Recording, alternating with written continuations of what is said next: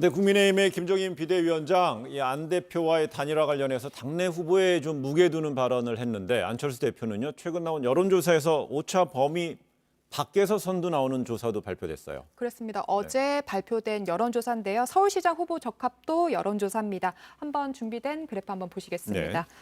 안철수 대표가 24.9% 나왔고요. 박영선 장관이 13.1%, 나경원 전 의원이 10.7%, 오세훈 전 시장이 9.2%, 추미애 장관이 6.2% 나왔습니다. 안철수 대표가 이 오차 범위 밖에서 선두를 달리고 있는데요. 그런데 지금 이 순위권에 있는 후보들을 보면요.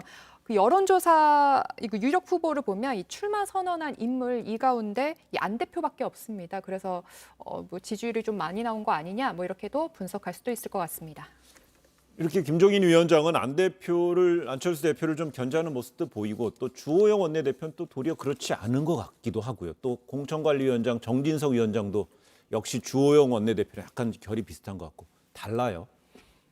국민의힘 고민이 점점 깊어지겠죠. 네. 그러니까 안철수 대표의 지지율이 올라가면 올라갈수록 국민의힘 후보가 주목도가 떨어지는 현상이 나올 거고요.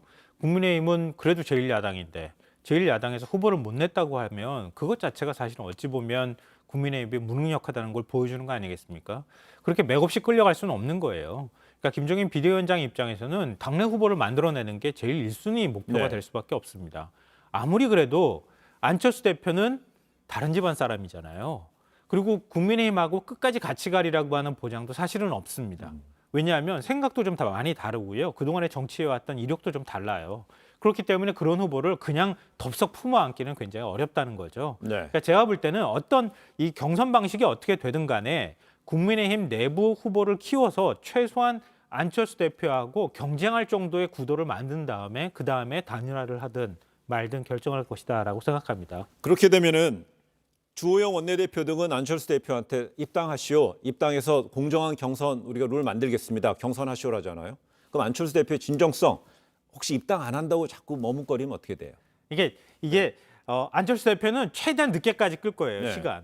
그래야 몸값이 올라가지 않겠습니까? 그리고 최대한 지지율을 끌어올린 다음에 뭔가를 하더라도 해야 그래야 안철수로 단일화가 되지 않겠어요? 그러니까 들어가는 시기, 경선을 하는 시기도 최대한 뒤로 늦추려고 할 것이다 이렇게 생각이 되고요. 주호영 원내대표하고 김종인 비대위원장은 왜 생각이 다른가? 김종인 비대위원장도 국민의힘 입장에서 보면 다른 집안 사람이에요. 네. 이거 굉장히 냉정한 문제인데요. 김종인 비대위원장도 곧 떠날 사람이라는 인식이 있는 겁니다.